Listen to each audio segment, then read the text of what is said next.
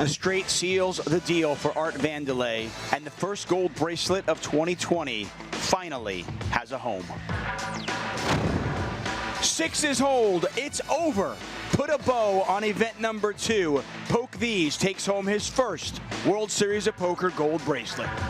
A day Robert Bustin' Balls Kuhn will never forget. 2 tournaments in the bag, including his first World Series of Poker bracelet.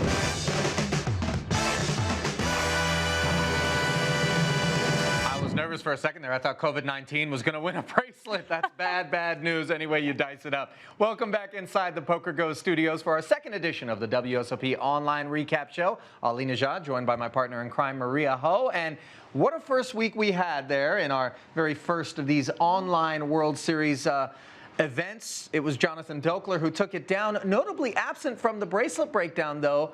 Maria, what happened? I can't say it wasn't for a lack of effort. I definitely registered every event and finally got my very first min cash in the PLO8. Okay, so Maria's trending in the right direction. That's the good news. Let's take a look at the happy campers who started their summer off the right way. We mentioned Jonathan Dokler winning the opener, but not the biggest purse that was distributed. That honor belongs to Lois Lynch, who took down COVID-19 and picked up $168,000 in the process. Any names that you're familiar with there, Maria? Yeah, I have played several times with Rob Kuhn, and he actually turned the dirty 30 in June, so what a birthday present for him. Yeah, and if I'm yawning today, it's because my buddy Nathan Gamble picked up his second Pot Limit Omaha 8 or better bracelet in the wee hours. The text threads woke me up, but congratulations to him. Now let's get a look at some of the bracelet hunters that perhaps you all are a little bit more familiar with. The 15 bracelet man, Phil Hellmuth, had everybody's attention in event 1, finishing 11th. Yeah, everybody was really excited to see Phil up there in the very first event. We all know he's really hungry. He wants to prove himself, especially in the online sphere. You know what 4 out of those 6 names have in common? They've done commentary at some point, Maria. So I guess that means I'm next. Well, not a near miss, but certainly plenty of tense moments, I presume, belong to the young man who is joining us next from right here in Las Vegas via Skype. We have none other than the winner of event number 1, Jonathan Dokler. Welcome, my man. Thank you. So, he takes down the first event. Maria, you registered in that event. I did. But you guys did not cross paths. No, not then, but I have come across his screen name online before, and we did play live together once as well. So, I mean, we noticed that you did win a live tournament not too long ago. So how does that compare to winning this event online, but a bracelet? Yeah, obviously totally different experience. That one was live and only a field of 77 players. And yeah, just very different play you see in like a live 5K versus a online 500. Was there 500 the bracelet? Sorry, I don't even remember, to be honest. Yeah, it was like 1,700 people or something. Very different experience. Both very cool, and I feel extremely lucky to have luck boxed my way to both of those. Jonathan, I gotta say, I didn't realize that in Las Vegas County jails there was internet based on your background. I mean, what? Are you a guy who just doesn't like any distractions? It's looking a little sterile back there. So I just moved out here at the beginning of this year, and haven't had too much time to get set up yet. I don't know. I've been playing online a lot. The games have been good with the pandemic, so I've sort of prioritized that over interior design for now.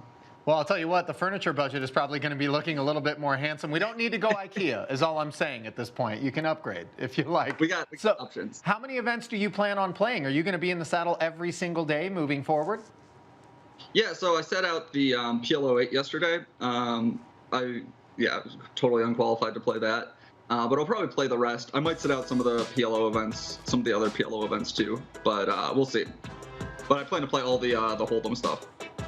Now, I know, Maria, you have plans to go to Mexico to play in the GG. I wonder what Dokler's plans are for those 54 bracelets. Jonathan, you going to be traveling to get involved on the back half of the summer?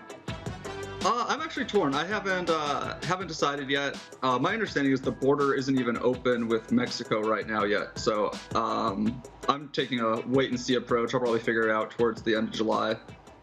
You just won all that bribe money. What do you mean the border's not open? You just, look, let's $100. You get right in there. I'm teasing. That's not possible. We talk those federales. I mean, you know, coming into the series, winning a bracelet right off the bat, how do you think that's going to affect your confidence, your mental state moving forward? I was already feeling pretty confident coming into the series. The years, like you said, has been going pretty well for me, and I've put in a pretty solid volume online and feeling good about my play and the results I've had so far. So this bracelet just helps confirm that for me. But you can't draw conclusions from any one tournament. Anyone can show up and win a bracelet on any given day. So, don't want to let it go to my head. Jonathan, I noticed that you have results specifically on WSOP.com that are dating back to 2019. How do you feel the fields are with respect to perhaps other online arenas where you play? Do they seem softer? Do they seem tougher? I mean, you seem to have found your groove specifically on WSOP.com. Yeah, at least in my opinion, the games on WSOP are some of the best available online right now. And during the bracelet stuff, I think the best. The difficulty of play compared to other sites is a lot easier. A lot easier to build up a big stack in these, in my opinion. Well, those big stacks can oftentimes be a big responsibility as well, but obviously you've proven you know what to do with one, Jonathan. Thank you so much, and good luck the rest of the summer. Thank you very much. All right, cool. I was surprised you guys had actually, he pointed out, played live, you said? Yeah, apparently we played live down in the Bahamas in, I think he said the PSPC, which is a 25K buy-in. So he's definitely no stranger to playing a lot, playing for high stakes. And I feel like he has an attitude that I think is really promising for what the rest of the summer will bring for him. Yeah, no doubt about it. Okay, let's go inside the numbers now, if you will. Wait for it. 1,715 event number 1 entries total.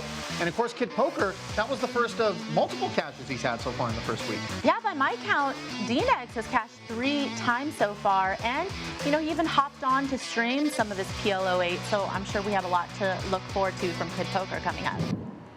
It is going to be a pretty sweaty summer for DNegs with all those bracelet bets he's got going, given that he hasn't taken one down just yet.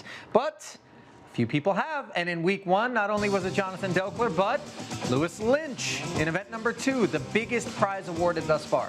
Now, Lynch actually has live cashes dating back to 2009, so he's been around the block finally laying claim to this bracelet. Then it was the turn of the affable, gregarious Rob Kuhn, cash and tourney guy, 115K in his pocket. Yeah, Kuhn has a very impressive resume leading up to this point, and he usually spends his summer playing the entire WSOP out here in Vegas, but this year he was able to celebrate in style with that W. I watched him put somebody in the blender in a cash game playing a hand blind, live, no limit. Event number 4, Matt Bodie, who took it down from his dad's basement, Maria. I mean, that's basically the typical poker player right there. I'm glad that his dad was able to be a part of it, and I'm sure he's really proud of him. These stereotypes sometimes exist for a reason. And then it was the turn of Brooklyn. Stand up, Alan Chang, 161K in event 5. Chang is a really tough player, and everybody's looking to him as he is leading the WSOP 100K leaderboard. Now, you haven't caught me yawning thus far in the broadcast, but I was woken up with the pleasant news that my good buddy Nathan Gamble took down his 2nd World Series of Poker bracelet in the PL08 last night, 90K richer. Yeah, and Gamble was actually scheduled to commentate on the final table, but I guess it's a pretty good excuse when you make the final table yourself and end up taking it down. Yeah, Gamble, stay in your lane, bud. You know what I mean? I don't need you crowd me. Now I realize why he came into the booth and wanted to hang out the other day. So, Nathan, now that you got that 90K, let's stick to playing. I guarantee you the paychecks aren't that good from inside of the booth. All right. Let us shift gears and turn our attention to Twitter, which is where so many people in the poker sphere turn their attention year-round, let alone during the summer, where people have plenty of opinions to be shared. And the first of those tweets we're going to turn to comes courtesy of Kevmath. Kevin Mathers, such a prolific figure. He was talking about the chainsaw himself, Alan Kessler.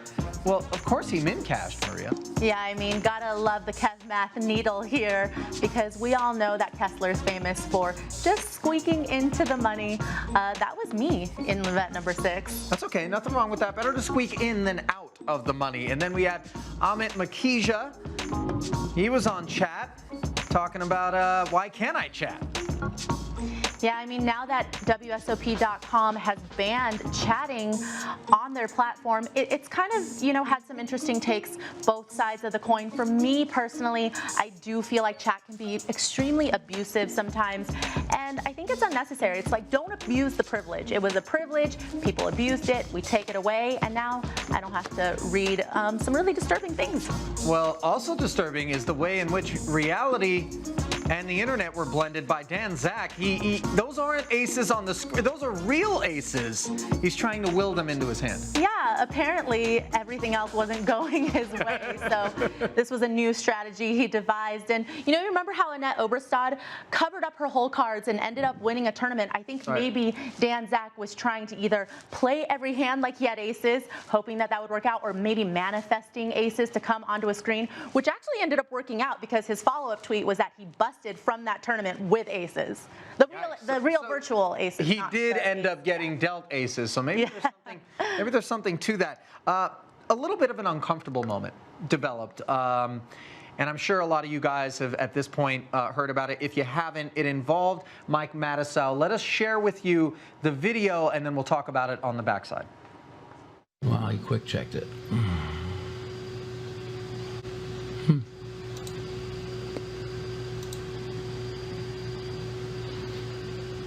I'm going to test for his tournament. What's the worst thing you can do? Call? But like almost overbet pot. Oh, he called. Oh, he did have aces. So it was whole back off and a slow roll. This mother Wolverine 17. I'm right in his man. Right in his. Mark that name down. Wolverine 17. So Wolverine 17 being written down into Mike's hit list. What were your thoughts as you bore witness to what transpired there when Mike was streaming that tournament? I mean, it's kind of typical Mike doing what he does best, if you could call it that, just mouthing off. And sometimes it could be funny, but sometimes, it could be considered as really out of line. Of course, in my opinion, Wolverine was not slow rolling at all. You do understand, Mike, that people are playing multi-tables, so they might not have had their screen up and realized you had gone all in. And I mean, I feel like Mike did end up apologizing, but he's the reason why I think I'm happy that chat is banned, because the Wolverine didn't have to see that until later. But perhaps even worse, she, not he, at Poker Hippie on Twitter, as it later came out, had to see that in video form. And you and I have both known Mike for a long time personally, so I think we tend to give him a pass because that's just Mike being Mike. But if you don't have a personal relationship with the guy, and obviously his brand is being very brash and outlandish, and he's been pretty radical out there as of late, I could see how that would be really disheartening, and it discourages people from participating in the game, which is never a good thing.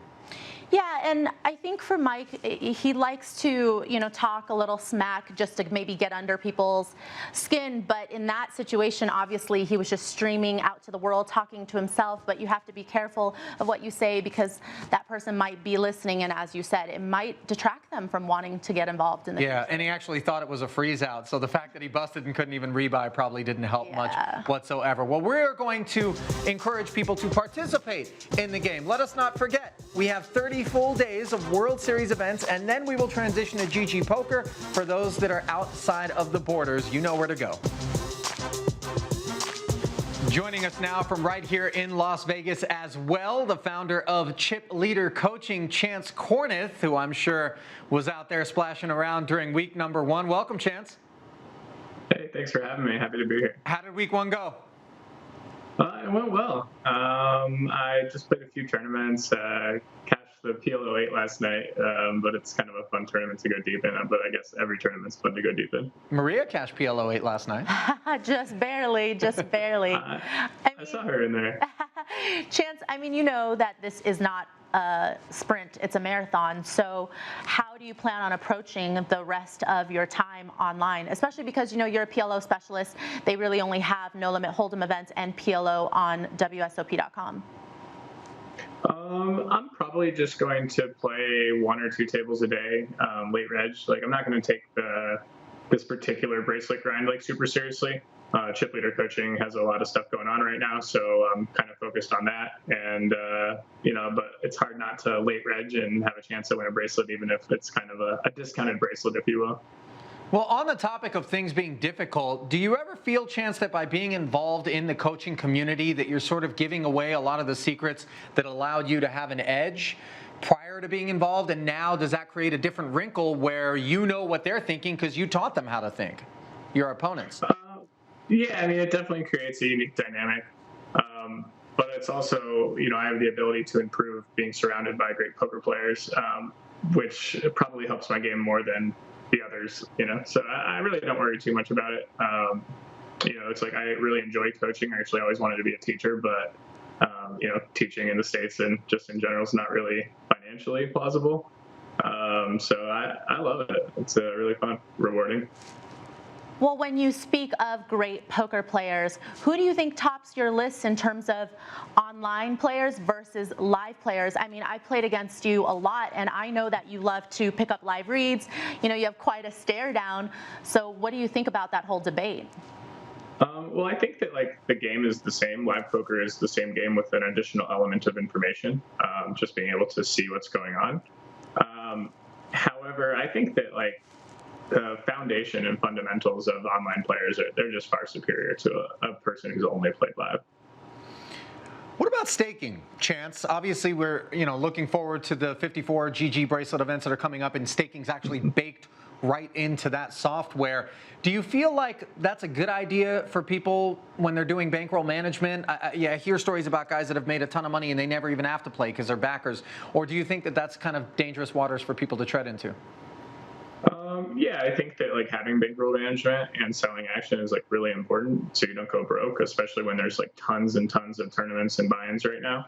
So, I mean, unless you are full staked and or you have a giant roll, you should be selling action if you're going to play and risk a certain percentage of your net worth. So I actually heard that, I think it was just yesterday, you announced the date of when you will be playing Phil Galfond heads up in the Phil Galfond Challenge. It looks like it's going to be on the back end of all of these online bracelet events. What are you going to do to prevent burnout, and what is, your routine leading up to that in preparation? I'm doing a lot of things to prepare. Fitness, I think, is going to be really important. Actually practicing and having that focus and mental fortitude to be able to play my A game for 5 to 6 hours straight is a different monster in heads-up PLO than it is in 9 or 12 tabling no-limit tournaments. So I think that that's going to be one of the biggest adjustments, is just to prepare for that by playing a lot, which I have been doing. Running tons of spots and trying to plug the leaks that I do have and become aware of them is, just another area that I work on my game. Well, we know that you're always learning and evolving, and I expect that we will be seeing more of you throughout the summer. But thanks for taking the time today, Chance. We appreciate it. And my guess is, Maria, that his screen name is one that we might see pop onto our next graphic. This, of course, the Player of the Year race. $100,000 actually being awarded to whoever manages to be at the top of this board after the 30 events on WSOP.com. So this is strictly for the U.S. participants in Nevada and New Jersey, currently at the top of the board. We have Alan Chang, who took down the event number 2, was it? I think it was. Maybe no, 4? Event number 4. There it is. Yeah. I know he had an 8-game mixed title under his belt as well, did Alan, out there in Brooklyn. And, of course, Rob Kuhn sitting second right now. Yeah, and I think we should expect to see a huge shift in these names that are on top of the leaderboard. There's still a lot of series left, and I think a lot of the names that we've been rooting with these almost near misses, deep runs, the Phil Hellmuths, the Denegs, I think they might emerge. All right, yet to make an appearance on that Player of the Year race, Maria, but you're going to break open another piggy bank for the next 5? I am. I'm looking forward for the opportunity to redeem myself this week. As are many others of you out there. And here are the next 5 at-bats as Maria's hit a single in event number 6, looking to get an extra base hit. What do you think? What's your favorite out of those 5? It's got to be the 1K6 max. I love that format. I like the big buy-in, hopefully get some money back. Yeah, well, I'm hoping too. Don't let the commentator juju down. I know, I got a lot of pressure. People in the booth. It's not one of those that can't do teach sort of things. All right, let's not forget that there are 54 bracelets that will be awarded on the GG Poker side of this summer's festivities. And all eyes on that $5,000 main event. Just look at that guarantee. I can't get over it. $25 million. I know, it is a huge guarantee, and you know, players can only play 3 flights out of the 22 starting flights, so it could be a close one. What if we just got everybody to not play that event and 2 people registered, and then they promised to like distribute the money from the guarantee to everybody else? Yeah. I'm not supposed to be promoting that sort of behavior, am I? All right, that's my bad. Let's just put a pin in that. Something that people haven't put a pin in just yet. The hand that everybody was tweeting and talking about from last week. Rob Kuhn, the beneficiary in event number 3, picked up pocket kings with the blinds at 120 and 240, 3-handed, raised it up. He's got a bit of a reputation for being a loose gun. Gets 3-bet by Doc 33, who's got Queen Jack suited, but then somehow Doc manages to sail away, getting the rest of his stack in here. I mean, it's pretty insane to think of him calling it off for over 40 big blinds effective with Queen Jack suited. RLK Aces just sitting there with 5.8 million, happy to watch this bloodshed. I mean, the fact of the matter is it feels like ICM suicide on Doc 33's part. Queen Jack suited being a really good hand just to flat with in position against the chip leader. Thank goodness third place money is enough for Doc 33 to replace the computer monitor that he no doubt destroyed after this hand. Really just ICM suicide, like you said, Maria. Definitely don't want to be on the wrong end of that sort of stuff. Okay, so going into this week, people have their little preparation. Some people meditate. Some people do yoga. What tips do you have for everybody who's going to be in the cyber streets trying to take one down? What's your story? How do you get ready? I'm on a really healthy routine right now compared to pre-online series. I've been staying away from the refrigerator. I have been exercising, meditating, breathing exercises, all that jazz, all the good stuff. I cannot condone that behavior. That is just the antithetical to the idea of being a poker player in my mind. And you know who would agree with me? Norman Chad. He shared his prep work with us. Hey folks, I'm at Prim Valley Resort, a $34 room. I guess it's like Spirit Airlines. No pillows, or pillows must be extra. I'll call down for them in a minute. So I am staying at the California-Nevada border. Okay, so I'm just steps away from the Golden State. Out there, that's California. In here, this is Nevada. Out there, I cannot win a bracelet. In here, I can win a bracelet. Of course, I'm not going to win a bracelet anywhere, but you understand what I'm talking about. So I set myself up over here. We have, that's the buffet for all day long. That's my workstation, computer, TV. Woo, that's so much fun. And I will always have 3 things within arm's length, 3 or 4 things. Gotta have Cheez-Its. Cheez-Its are the best. This is a miniature bottle of wine, 1 glass. I will probably drink it in level 2 in case I don't make it to level 3. Starburst, yeah, econo size, just in case I make a deep run. And I went out and bought the original Super System by Doyle Brunson. Not Super System 2, the original. Great strategy tips in there. However, in the original, he has nothing on Pot Limit Omaha or PLO8. Doyle, you owe me $29.95 plus tax. Okay, oh wow. I think the chambermaid is here. And while Norman may have cashed in event number 6, he apparently hasn't quit his Postmates job as he delivered Randy's Donuts to Dave Tuckman, who has been calling the event. So good on Norman for keeping David in the unhealthy streets, apparently. You know who I want to back this summer? I want to back Norman's gastroenterologist. That's the guy whose bankroll is going to be pumped up. But the Cheez-Its? Wine? You like wine. I was going to say, the one thing me and Norm have in common with our routine is the wine. Yeah, but you don't do the half bottle. The half bottle is embarrassing. No. Like, go big or go home, Norman. Magnums all day. Yeah, when you min cash, you go half bottle. If you get up into that final table range, we expect a full bottle out of you. Okay, everybody, thanks for being with us here in this second episode. Remember to keep those laptops plugged in if you're out there in the online streets. And good luck in the week ahead. On behalf of Maria Ho, I'm Ali Nejad. We'll see you next week.